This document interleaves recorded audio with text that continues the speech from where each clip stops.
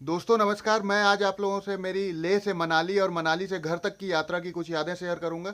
साथ ही साथ ये भी बताऊंगा कि जिस दूरी को लोग 2 दिन में तय करते हैं और जिस दूरी को 2 दिन में तय करना चाहिए, उस दूरी को हमने अपनी मूर्खता में एक ही दिन में कैसे तय करी और एक ही दिन में 5 खतरनाक पासेस को कैसे पार किया। रोहतांग में हमारे साथ में क्या डरावना अनुभव हुआ और इतनी लंबी बाइक यात्रा के बाद में मेरी क्या स्थिति थी घर लौटने के बाद, ये भी मैं आप लोगों के साथ शेयर करूंगा।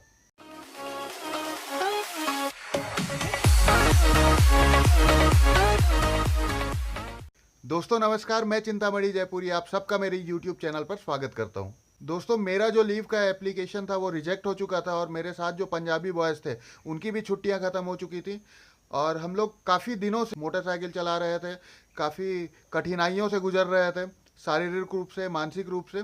तो इतने दिन तक वहाँ रहते रहते हम लोग बिल्कुल थक चुके थे। अब ऐसा लग रहा था कि कैसे इन पहाड़ों को छोड़कर मैदानी इलाके में जाएं, कैसे जल्दी से जल्दी घर पहुंचे। घर पहुंचने की जल्दी में हमने कुछ गलत फैसले किए दोस्तों। सबसे पहला गलत फैसला ये किया, हमने लेह से मनाली की दूरी सिर्फ एक दिन में ही तय करी। और जो लेह लद्दाख से वाकिफ़ हैं वो अच्छे से जानते हैं कि लेह से मनाली की दूरी या मनाली से लेह की दूरी को एक दिन में नहीं करना चाहिए, कम से कम 2 दिन लगाने चाहिए इसमें। तो दोस्तों हम लोग सुबह लगभग 3 साढ़े 3 बजे उठ गए और 4:30 बजे के लगभग हमने अपना राइड स्टार्ट किया। और सबसे पहली जो बात हम लोगों को लगी वो थी ठंड। इतनी तेज ठंड पड़ रही थी, हड्डियां कपकपा रही थी, हम लोग कपकपा रहे थे। और इसके बावजूद हमारे सामने में अभी 5 पासेस थे, जिसमें से एक था तांगलांगला जो आगे आने वाला था, जो 17,582 फीट की ऊंचाई पर है। हम लोग किसी प्रकार से ठंड बर्दाश्त करते हुए आगे बढ़ रहे थे दोस्तों। और जब हम लोग तांगलांगला पहुंचे तो वहाँ पे सड़क में बर्फ़ जमी हुई थी और इतनी तेज़ ठंड लग रही थी कि हम लोग को गाड़ी रोकना पड़ा, स्टे करना पड़ा। और गाड़ी के इंजन में हम लोगों को अपना हाथ सेकना पड़ा, फिर भी गाड़ी का इतना गर्म इंजन हमारे हाथों में महसूस नहीं हो रहा था। और रोकने के बिल्कुल 2 मिनट के बाद इंजन भी जो था बर्फ़ की तरह ठंडा हो गया। किसी प्रकार से हम लोग तांगलांगला पहुँचे और वहाँ एक चाय की दुकान दिखी, हमने वहाँ हाथ वाथ सेका और उसके बाद फिर वहाँ चाय के लिए ऑर्डर किया हमने। चाय वाला ये बोलता है कि भैया चाय तुरंत पी लो क्योंकि चाय थोड़ी ही देर में जम जाएगी। इतनी ठंड थी दोस्तों वहाँ पे। दोस्तों सुबह लगभग 7 बजे हम लोगों ने तांगलांगला क्रॉस किया। इसके बाद अगला जो पास आने वाला था वो इससे भी ज़्यादा ऊंचाई पर था। अगला जो पास था दोस्तों लाचुंगला, जो 18,616 फीट की ऊंचाई पर है। किसी प्रकार से हम लोग लगभग 10 बजे लाचुंगला पहुँचे। कुछ फ़ोटो वोटो क्लिक करने के बाद फिर हम लोग वहाँ से फिर आगे निकल गए। आज हम लोग ज़्यादा ब्रेक्स नहीं ले रहे थे दोस्तों, क्योंकि हम लोग को ज़्यादा से ज़्यादा डिस्टेंस कवर करना था, किसी भी तरह से लद्दाख से निकलना था हम लोग को। लेकिन एक के बाद एक कठिन पासेस हमारा इंतजार कर रहे थे। अगला जो पास था दोस्तों वो था नकीला, 15,547 फीट की ऊंचाई पर है ये। हम लोग किसी प्रकार से नकीला पहुंचे, नकीला क्रॉस किए और जब हम लोग नकीला से नीचे उतर रहे थे तब कुछ देख के हम लोगों को बहुत हिम्मत आई। हमने ये देखा कि एक साइकिलिस्ट, कोई फॉरेनर था जो अपने साइकिल में उस नकीला पास को चढ़ रहा था। ये देख के हम लोग को लगा कि हम लोग तो मोटरसाइकिल में है, फिर भी इतना ज़्यादा स्ट्रगल करना पड़ रहा है, ये जो साइकिल में इस यात्रा को कर रहा है इसको कैसा लग रहा होगा। उसको देख के हमारे मन में बड़ा रिस्पेक्ट आया, उसके लिए हमने उनको सैल्यूट किया, थम्स अप दिया और फिर हम लोग आगे बढ़े। अब थोड़ी सी हिम्मत थी हमारे अंदर। हम लोगों ने लगभग 11 बजे नकीला पास क्रॉस किया और उसके बाद भी हमारा जो नेक्स्ट चैलेंज था वो था बारलाचाला, 13,386 फीट। बारलाचाला पहुंचते तक हम लोग को 3 बज गया दोस्तों। और हम लोग इतना थक चुके थे कि वहाँ पे फ़ोटो खिंचाने के लिए भी मैं गाड़ी से नीचे नहीं उतरा। अब फ़ोटो खिंचाने की इच्छा ही ख़त्म हो चुकी थी। हम लोग बहुत ज़्यादा थक गए थे दोस्तों, फिर भी हम लोग आगे बढ़ते रहे और हम लोग आगे बढ़ते बढ़ते टांडी पहुँचे। और टांडी में वो पेट्रोल पंप है दोस्तों, जैसे कोई मनाली से लेह की यात्रा कर रहा है तो टांडी एक पेट्रोल पंप है जहाँ पे ये लिखा हुआ है, जिस बोर्ड को आप लोगों ने ज़रूर देखा होगा, फोटोज़ में इंटरनेट पे कहीं ना कहीं देखा होगा कि नेक्स्ट फ्यूल स्टेशन 365 किलोमीटर, अगला पेट्रोल पंप 365 किलोमीटर की दूरी पे है। तो वहाँ पे हम रुके, हम लोगों ने उस बोर्ड के साथ में फ़ोटोज़ क्लिक किए, अपनी गाड़ी में पेट्रोल डलाया, उसके बाद फिर हम लोग आगे बढ़े। वहाँ से लेह की दूरी थी दोस्तों मात्र 30 किलोमीटर। वैसे 30 किलोमीटर कोई बहुत बड़ी दूरी नहीं है दोस्तों, लेकिन ये जो 30 किलोमीटर थे मेरे पूरी ज़िंदगी के सबसे कठिन 30 किलोमीटर में से एक थे। अभी भी एक खतरनाक पास, रोहतांग पास हमारा वेट कर रहा था। लेकिन हम लोगों ने ठान लिया था कि आज किसी भी स्थिति में मनाली तो पहुंचना ही है हम लोग को।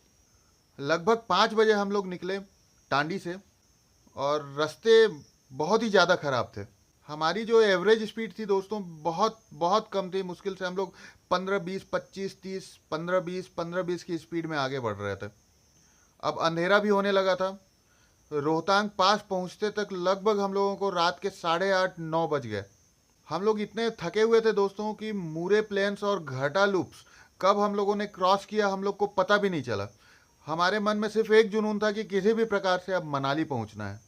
रोहतांग पास के बारे में मैंने काफ़ी कुछ सुन रखा था दोस्तों, कि इसे वैली ऑफ कोप्स कहते हैं, लाशों की घाटी कहते हैं, और बहुत ख़तरनाक है। कई लोगों को बहुत डरावने अनुभव हुए हैं वहाँ पे। फिर भी हम लोग हिम्मत करके आगे बढ़ते रहे। जिस वक्त हम लोग रोहतांग पास क्रॉस कर रहे थे उस समय कोई ट्रैफिक नहीं थी। हम लोगों को दूर दूर तक कोई नज़र भी नहीं आ रहा था।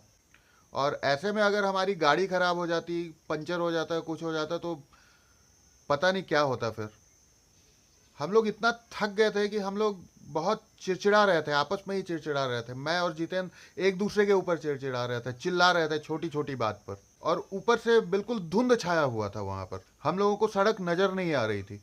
बाद में मैंने रियलाइज़ किया कि वो धुंध नहीं थी दोस्तों, वो एक्चुअल में बादल थे। तो अब मैं ये कह सकता हूँ कि मुझे बादलों में भी मोटरसाइकिल चलाने का अनुभव है। हम लोग आगे बढ़ते रहे दोस्तों, डर भी लग रहा था। थोड़ी दूर जाने के बाद जितेंद्र मेरे को बोलता है कि यार तू सुना क्या कुछ? मैं बोला नहीं, मैं तो कुछ नहीं सुना। क्या हुआ? वो बोलता है कि पहाड़ से एक अजीब सी पीली सी रोशनी निकली और बिल्कुल चिल्लाते हुए मेरे ऊपर झपटी कह के। मैं बोला कि यार मेरे को तो कुछ भी नहीं सुनाई दिया, लेकिन वो भी काफ़ी ज़्यादा डर गया था और इस बात को सुन के मुझे भी डर लगने लगा। और मैं और थोड़ा सा तेज़ गाड़ी चलाने लगा कि किसी प्रकार से अब इस जगह से बाहर निकला जाए। और अभी तक मैंने जितेंद्र को रोहतांग पास के बारे में नहीं बताया था कि इसे लाशों की घाटी कहते हैं, वैली ऑफ कॉर्प्स कहते हैं, और कई लोगों को इस तरह की अनुभव हो चुका है यहाँ पे। ये सब मैं कुछ भी नहीं बताया था। लेकिन कुछ दूर जाने के बाद में हम लोगों को मनाली की लाइट्स दिखी, तो जान में जान आई कि अब मनाली ज़्यादा दूर नहीं है। लेकिन फिर भी पहाड़ों में दोस्तों, मैं बता रहा हूँ आप लोगों को, पहाड़ों में 1 किलोमीटर भी आपको 10 किलोमीटर जैसा महसूस होता है। और खासकर जब इतने ज़्यादा थके हुए होते हैं तो वो 1 किलोमीटर भी आपको 50 किलोमीटर जैसा महसूस होगा। हम लोगों को ऐसा लग रहा था कि हम लोग पहुंच ही नहीं रहे हैं, इतनी दूर आ गए फिर भी हम लोग पहुंच ही नहीं पा रहे हैं। इसके बाद हम लोग इतना ज़्यादा थक चुके थे दोस्तों कि आगे जाके थोड़ी दूर पे हम लोगों ने अपनी गाड़ी खड़ी की और पानी वानी पिया। फिर भी हिम्मत ही नहीं हो रही थी आगे बढ़ने की, हाथ पैर ही जवाब दे रहे थे। हम लोगों ने रेड बुल रखा हुआ था, लेह में ही ले लिया था हम लोगों ने, क्योंकि हम लोगों को ऐसा अंदाज़ा था कि ऐसा कोई सिचुएशन आ सकता है कि हिम्मत जवाब दे देगी, तो शायद हम लोगों को इसकी ज़रूरत पड़े।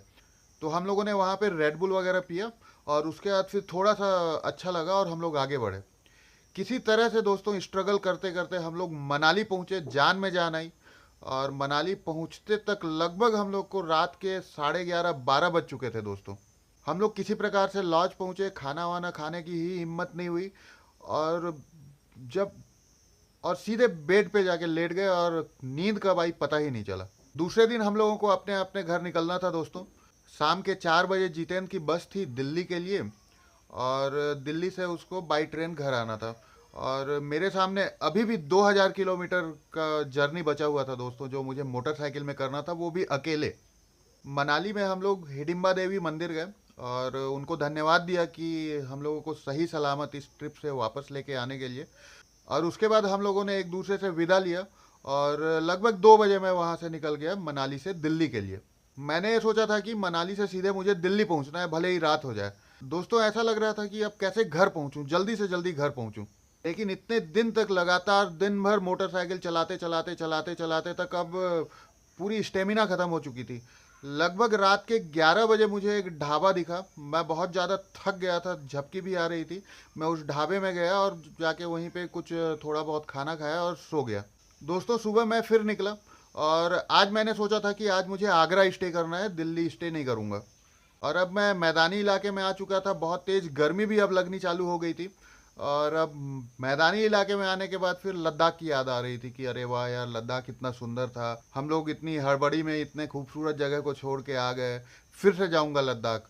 मैं अभी घर पहुंचा भी नहीं था और मेरे मन में ये आ रहा था कि अब मुझे फिर से लद्दाख जाना है, फिर से लद्दाख जाना है। और अभी भी मेरे मन में है कि मुझे फिर से लद्दाख जाना है और जाते रहूँगा।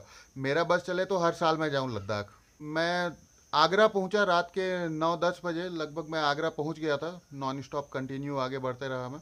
और आगरा में स्टे किया और उसके बाद मैं दूसरे दिन सीधे आगरा से निकला। और नॉन स्टॉप चलते चलते मैंने ये सोच लिया था कि आज तो किसी भी हाल में मुझे घर पहुंचना है, घर जाके अपने बिस्तर में आराम करना है, अपने बिस्तर में सोना है। होटल में रुक रुक के भी मैं परेशान हो गया था। और दोस्तों आखिरी दिन मैंने एक ही दिन में 1,000 किलोमीटर की दूरी तय की। आगरा से घर लगभग 1,000 किलोमीटर है। 1,000 किलोमीटर की दूरी मैंने एक ही दिन में तय करी और घर पहुंच गया। और घर पहुंचने के बाद पता नहीं मैं कितनी देर तक सोता रहा, सोता रहा, सोता ही रहा। मैं घर पहुंचने के बाद सिर्फ एक ही काम था, मुझे सोना था। अब इस ट्रिप का इफेक्ट नज़र आ रहा था। मेरे जो हाथ थे, खासकर ये जो क्लच वाले हाथ थे, ये पूरी उंगलियां दर्द कर रही थी दोस्तों। ऐसा ऐसी हालत हो गई थी कि अब मैं मोटरसाइकिल चलाने के लायक ही नहीं था, मुझे इतना ज़्यादा तेज़ दर्द हो रहा था उंगलियों में। इस तरह से दोस्तों लेह लद्दाख की जर्नी मैंने सक्सेसफुली कंप्लीट करी। और आप लोगों के साथ में मैंने सब कुछ शेयर किया, क्या अच्छा लगा, क्या अच्छा नहीं लगा, ये सारी बातें मैंने आप लोगों को बताई। अगर आप लोगों ने मेरी पिछली वीडियोस को नहीं देखा है तो इस लिंक पे क्लिक करके आप पिछली वीडियोस में जा सकते हैं और देख सकते हैं। दोस्तों अगली वीडियोस में मैं आप लोगों के साथ में शेयर करूंगा तैयारी के विषय में, कि लेह लद्दाख के लिए कैसी तैयारी करनी चाहिए, क्या करना चाहिए, क्या नहीं करना चाहिए, लेह लद्दाख जाने का सबसे उचित समय क्या है। इस यात्रा से मुझे जो कुछ भी अनुभव हुए मैं आप सभी के साथ बांटना चाहता हूँ। खासकर जो लेह लद्दाख यात्रा की तैयारी कर रहे हैं पहली बार, मैं उन सब की मदद करना चाहता हूँ दोस्तों। मुझे भी आप लोगों के सहयोग की ज़रूरत है दोस्तों, इन सब चीज़ों को आप लोगों के साथ शेयर करने के लिए। आप ही हैं जिनसे मैं मोटिवेट होता हूँ और आप ही हैं जो मुझे मोटिवेट कर सकते हैं नेक्स्ट वीडियोस बनाने के लिए। अगर आप लोगों को ये वीडियो पसंद आया दोस्तों तो इसको लाइक करें, अपने दोस्तों के साथ शेयर करें। साथ ही साथ मेरे इस चैनल को सब्सक्राइब कर लीजिए, क्योंकि इसी से मुझे मोटिवेशन मिलेगी और मैं इस तरह की वीडियोज़ आप लोगों के लिए लेकर आता रहूँगा। धन्यवाद दोस्तों इस वीडियो को देखने के लिए। राइड सेफ, ऑलवेज वियर अ हेलमेट। जय हिंद, वंदे मातरम।